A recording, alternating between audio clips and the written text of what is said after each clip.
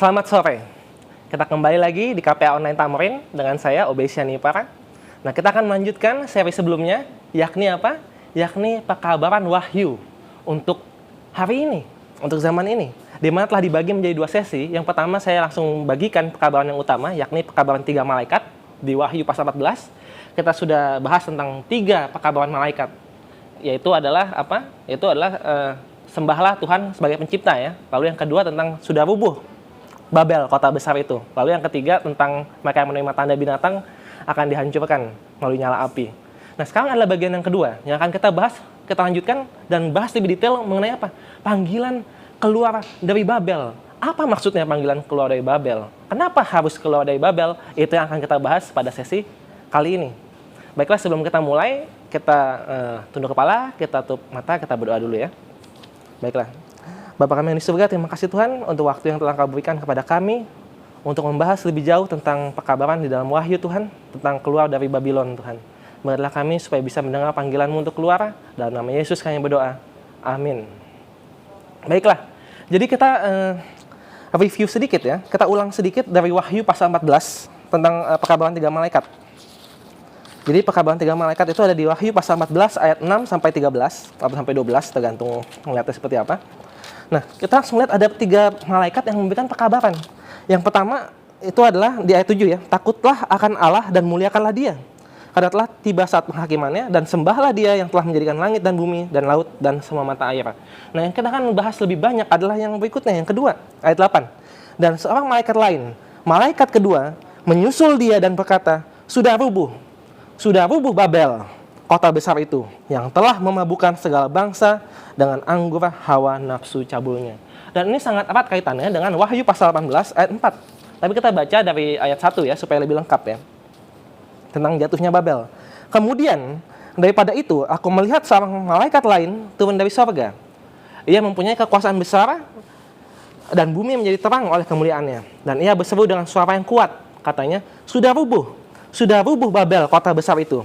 Dan ia telah menjadi tempat kediaman roh-roh jahat dan tempat bersembunyi semua roh najis dan tempat bersembunyi segala burung yang najis dan yang dibenci. Karena sebuah bangsa telah minum dari anggur hawa nafsu cabulnya dan raja-raja di bumi telah berbuat cabul dengan dia. Dan pedagang-pedagang di bumi telah menjadi kaya oleh kelimpahan hawa nafsunya.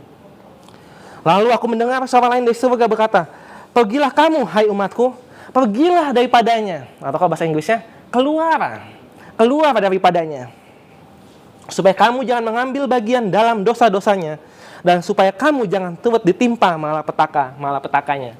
Dan malapetaka ini akan datang di pekabaran malaikat ketiga ya, sudah kita bahas di sesi yang sebelumnya di Wahyu 14 ayat 19 ya. Jikalau seorang menyembah binatang dan patungnya itu dan menerima tanda pada dahinya atau pada tangannya, maka ia akan minum dari anggur murka Allah yang disediakan tanpa campuran dalam cawan murkanya, dan ia akan disiksa dengan api dan belerang di depan mata malaikat-malaikat kudus dan di depan mata anak domba.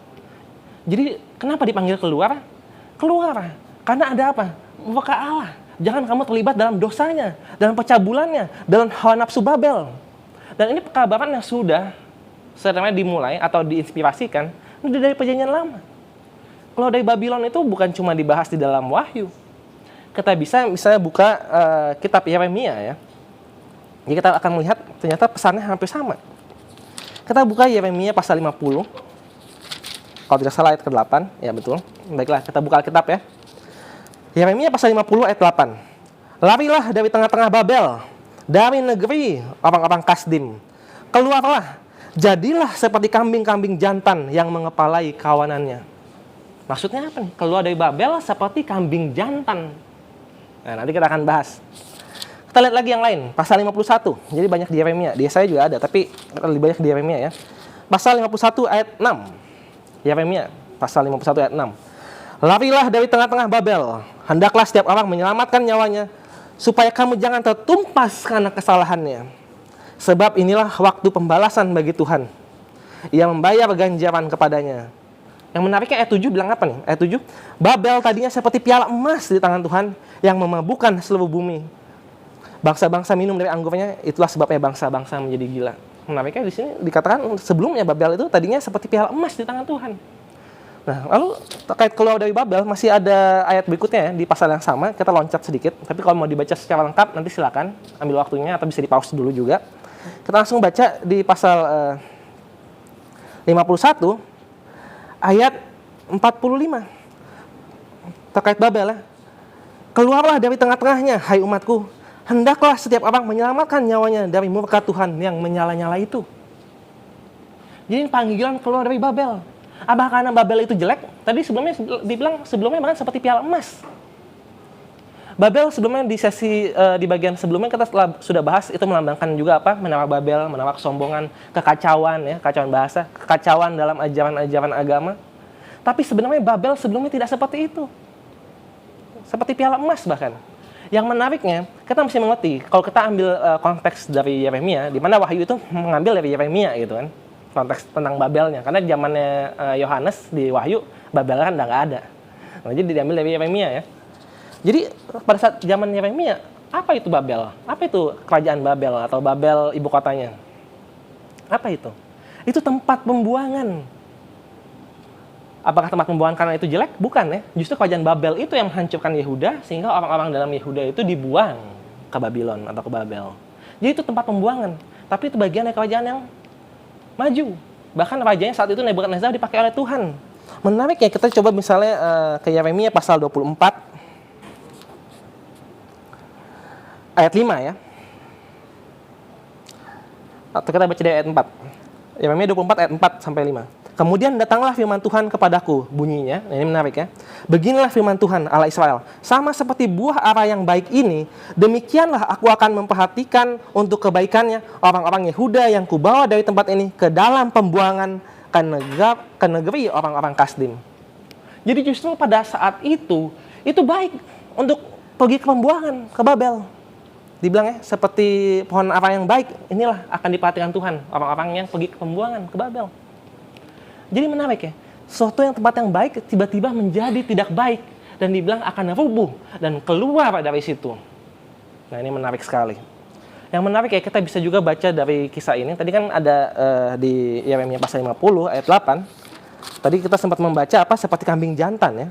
Pasal 50 ayat 8 ya. Larilah dari tengah-tengah Babel, dari negeri orang-orang Kasdim, keluarlah jadilah seperti kambing-kambing jantan yang mengepalai kawanannya. Nah menarik ini. Kita baca salah satu perumpamaan Yesus yang susah dimengerti bahkan oleh orang Farisi. Itu ada di Yohanes pasal yang ke-10. Ini tentang Yesus adalah gembala yang baik. Apa sambungannya? Nah ini yang menarik, mari kita coba pelajari. Di sini saya bacakan ya, dari ayat 1 sampai 16, jadi agak panjang. Kalau bisa saudara ambil Alkitabnya, kita baca sama-sama. Sambil saya bacakan, saudara juga langsung baca di Alkitabnya. Aku berkata kepadamu, kata Yesus ya, sesungguhnya siapa yang masuk ke dalam kandang domba dengan tidak melalui pintu, tetapi dengan memanjat tembok, ia adalah seorang pencuri dan seorang perampok. Tetapi siapa yang masuk melalui pintu, ia adalah gembala domba. Untuk dia penjaga membuka pintu, dan domba-domba mendengarkan suaranya. Dan ia memanggil domba-dombanya masing-masing menurut namanya, dan menuntunnya keluar. Nah, sampai situ dulu, itu udah menarik sekali ya. Jadi kita sering membayangkan bahwa Yesus adalah gembala yang baik. Yesus adalah gembala, kita adalah domba-dombanya. Betul ya? Lalu kandang domba artinya apa? Ada yang bilang gereja. Tapi menariknya di sini, apa itu kandang domba? Apakah kita harus masuk ke dalam kandang domba atau keluar dari kandang domba? Masuk ke kandang domba? Banyak yang bilang, ayo kita masukkan domba, kawanan domba, masukkan ke kandang. Betul ya, banyak yang bilang seperti itu, bawa domba ke dalam kandang. Itu ada benar ya. Tapi menariknya, coba baca dalam sini dikatakan apa? Apakah itu dombanya masuk ke dalam kandang atau keluar?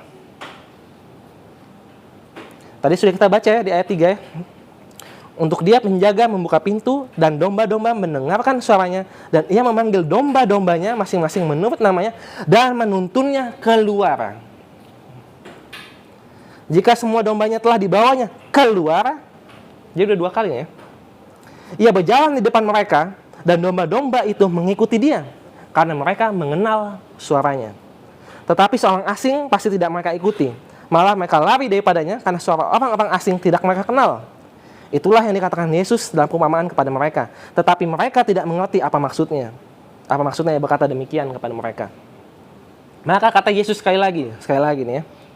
Aku berkata kepadamu, sesungguhnya akulah pintu ke domba-domba itu. Semua orang yang datang sebelum aku adalah pencuri dan perampok, dan domba-domba itu tidak mendengarkan mereka. Akulah pintu, barang siapa masuk melalui aku, ia akan selamat, dan ia akan masuk dan keluar. Ya, ia akan selamat, dan ia akan masuk dan keluar, dan menemukan padang rumput. Jadi ada benar, betul, masukkan domba ke dalam kandang. Tapi habis masuk, ada keluar. Kenapa keluar? Di sini cukup jelas ya. Keluar kenapa? Karena di luar itu ada padang rumput. Makanya dikatakan dan keluar dan menemukan padang rumput. Pencuri datang hanya untuk mencuri dan membunuh dan membinasakan. Aku datang supaya mereka mempunyai hidup dan mempunyainya dalam segala kelimpahan. Akulah gembala yang baik. Gembala yang baik memberikan nyawanya bagi domba-dombanya. Sedangkan seorang upahan yang bukan gembala dan yang bukan pemilik domba-domba itu sendiri, ketika melihat serigala datang, meninggalkan domba-domba itu lalu lari. Sehingga serigala itu menerkam dan mencerai-beraikan domba-domba itu. Ia lari karena ia seorang upahan dan tidak memperhatikan domba-domba itu. Akulah gembala yang baik, dan aku mengenal domba-dombaku, dan domba-dombaku mengenal aku. Sama seperti Bapa mengenal aku, dan aku mengenal Bapa. Dan aku memberikan nyawaku bagi domba-dombaku. Ada lagi padaku domba-domba lain yang bukan dari kandang ini. Domba-domba itu harus kutuntun juga, dan mereka akan mendengarkan suaraku, dan mereka akan menjadi satu kawanan dengan satu gembala. Menarik ya? Jadi akan menjadi satu kawanan dengan satu gembala. Dan ini adalah nubuatan. Maka di sini bilang apa? Tidak ada yang mengerti. Bahkan orang Farisi yang ahli, biasanya kalau perumpamaan mereka ngerti. Aduh, ini lagi menyindir saya gitu kan. Ini mereka pun tidak mengerti. Tapi ini nubuatan. Karena dibilang, di sini dikatakan apa di ayat 16? Ada lagi padaku domba-domba lain yang bukan dari kandang ini. Domba-domba itu harus kutuntun juga, dan mereka akan mendengar suaraku, dan mereka akan menjadi satu kawanan dengan satu gembala. Ini lagi merujuk kepada masa depan. Dan yang menariknya, kata satu kawanan, satu gembala, bukan satu kawanan, tapi satu gembalanya, itu hanya muncul di dalam nubuatan Yeskiel. Tentang akhir zaman. Tentang akan ada satu gembala. Jadi di sini Yesus sedang merujuk kepada Yeskiel. Kita bisa buka Yeskiel pasal 34 ya. Ini menarik. Karena ini akan menjelaskan kenapa mesti keluar dari kandang. Dan saya masih belum bilang bahwa kandangnya adalah gereja. Jadi jangan langsung mikir, oh berarti saya harus keluar dari gereja. Bukan itu ya. Tapi kita baca situasi apa yang harus kita keluar dari dalamnya. Kita baca nubuatannya yang sebenarnya dirujuk secara tidak langsung oleh Yesus. Ada di dalam Yeskiel pasal yang ke-34. Ini cukup panjang juga. Saya baca semampu saya. Dari ayat 1 ya. Bahkan dari judul perikopnya, Tuhan gembala Israel yang baik melawan gembala-gembala yang jahat ya. Jadi sama tentang gembala yang baik. Lalu datanglah firman Tuhan kepadaku, hai anak manusia, bernubuatlah melawan gembala-gembala Israel. Bernubuatlah dan katakanlah kepada mereka, kepada gembala-gembala itu. Beginilah firman Tuhan Allah, celakalah gembala-gembala Israel yang menggembalakan dirinya sendiri. Celaka ya, gembala Israel yang menggembalakan dirinya sendiri. Bukankah domba-domba yang seharusnya digembalakan oleh gembala-gembala itu? Kamu menikmati susunya, dari bulunya kamu buat pakaian, yang gemuk kamu sembelih, tetapi domba-domba itu sendiri tidak kamu gembalakan. Yang lemah tidak kamu kuatkan, yang sakit tidak kamu obati, yang luka tidak kamu balut, yang tersesat tidak kamu bawa pulang, yang hilang tidak kamu cari, melainkan kamu injak-injak mereka dengan kekerasan dan kekejaman. Dengan demikian mereka berserak, oleh karena gembala tidak ada. Dan mereka menjadi makanan bagi segala binatang di hutan. Domba-dombaku berserak dan tersesat di semua gunung dan di semua bukit yang tinggi.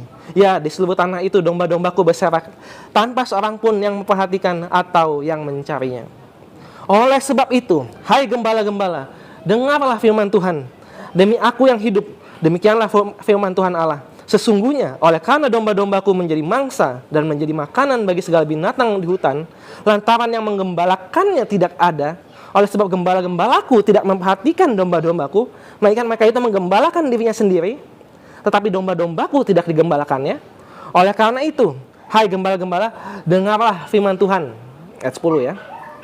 Beginilah firman Tuhan Allah, aku sendiri akan menjadi lawan gembala-gembala itu, dan aku akan menuntut kembali domba-dombaku dari mereka, dan akan memberhentikan mereka menggembalakan domba-dombaku. Gembala-gembala itu tidak akan terus lagi menggembalakan dirinya sendiri.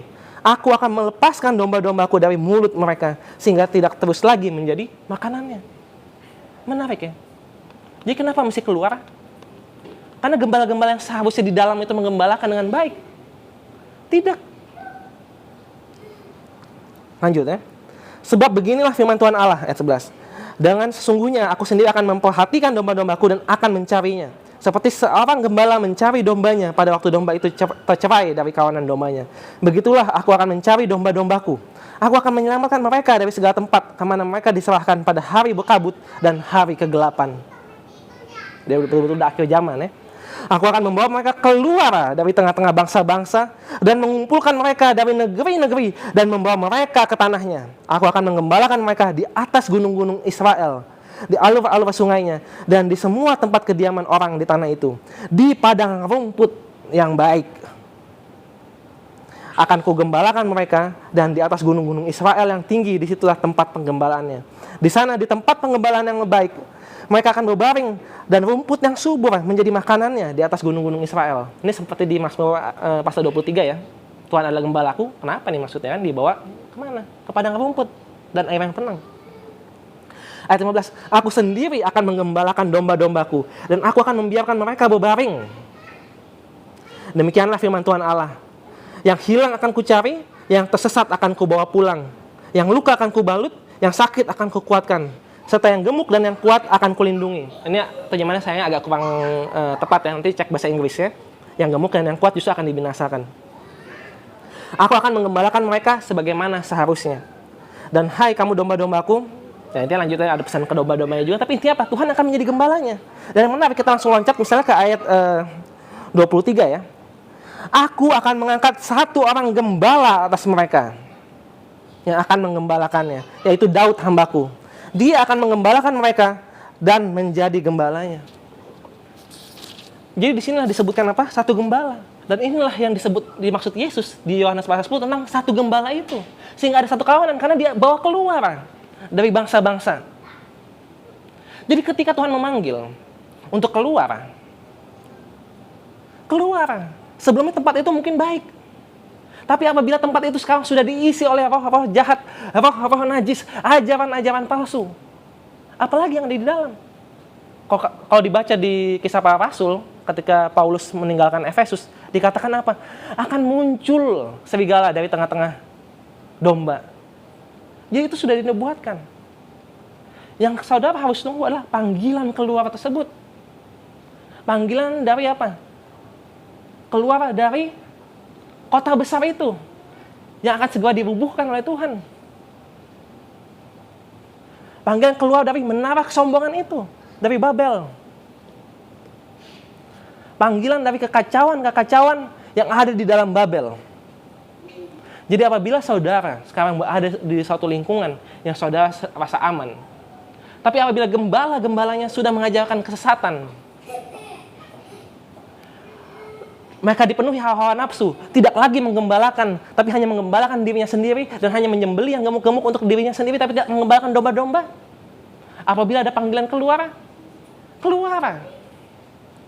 Namun sayangnya panggilan keluar ini kadang juga suka disalahgunakan oleh mereka yang memiliki ajaran-ajaran palsu. Dia bilang, ya keluar kamu dari gereja, ikut kami. Bukan seperti itu ya. Karena panggilan keluarnya adalah ke padang rumput, dan pemanggilnya adalah gembala kita yang baik. Dan dikatakan bahwa gembala mengenal suara dombanya dan domba-domba mengenal suara gembalanya. Jadi tidak semudah itu. Jangan langsung asal-asal ada panggilan keluar. Oh, di gerejamu banyak sesat, banyak korupsi, tinggalkan, keluar. Keluar ikut siapa? Ikut dia. Itu juga hati-hati. Makanya itu pentinglah pekabaran 3 malaikat supaya orang tidak tersesat. Kita kembali ke kitab Wahyu. Kita kembali lagi ke pekabaran malaikat pertama yang adalah kunci dari semuanya. Itu kan pekabaran dibilang sebelum sudah rubuh Babel kan. Pekabaran pertama mengatakan apa? Saya ulang lagi di sini ya, untuk terakhir kalinya. Di Wahyu pasal 14 ayat 7. Dan ia berseru dengan suara nyaring, malaikat pertama ya. Takutlah akan Allah dan muliakanlah Dia, karena telah tiba saat penghakimannya. Dan sembahlah Dia yang telah menjadikan langit dan bumi dan laut dan semua mata air. Panggilan itu adalah untuk apa? Untuk meninggalkan, untuk keluar dari tempat-tempat yang penuh hawa nafsu yang tidak baik, roh-roh najis, untuk datang kepada Tuhan, untuk memuliakan Tuhan yang adalah pencipta. Dan itu juga sekali lagi pentingnya hari Sabat, karena itu selalu mengingatkan kita akan Tuhan kita yang adalah pencipta kita. Panggil keluar untuk apa? Untuk ke padang rumput, untuk makan. Apakah yang kita makan? Ada dua ya. Secara generalnya adalah tentu firman Tuhan. Secara spesifiknya adalah roti hidup, yaitu Yesus. Nah, apakah saudara-saudara adalah domba-domba Tuhan?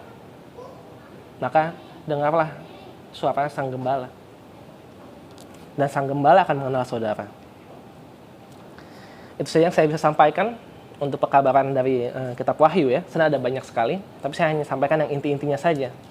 Tentang panggilan untuk menyembah Tuhan, Sang Pencipta, dan panggilan untuk keluar dari Babel yang telah runtuh itu. Karena kalau tidak keluar, mereka yang menerima tanda di tangannya, tanda binatang, mereka akan binasa di dalam api neraka. Baiklah, itu saja yang bisa saya sampaikan untuk kali ini. Mari kita tutup dengan doa ya. Bapa kami yang di surga, terima kasih Tuhan, karena Engkau telah mengingatkan kepada kami untuk tidak merasa aman dan nyaman di tempat kami berada, tapi untuk selalu peka. Apakah tempat kami berada ini penuh dengan roh najis? Apabila iya, bantulah kami untuk keluar dari kehidupan yang najis itu ya Bapa. Panggillah kami dan bawalah kami kepada rumput dan kepada air yang tenang, kepada roti hidup. Terima kasih Bapa, dalam nama Yesus kami berdoa. Amin. Itulah sesi kita tentang pekabaran kitab Wahyu untuk abad ini, untuk zaman ini. Sampai ketemu lagi di seri yang berikutnya. Tuhan memberkati.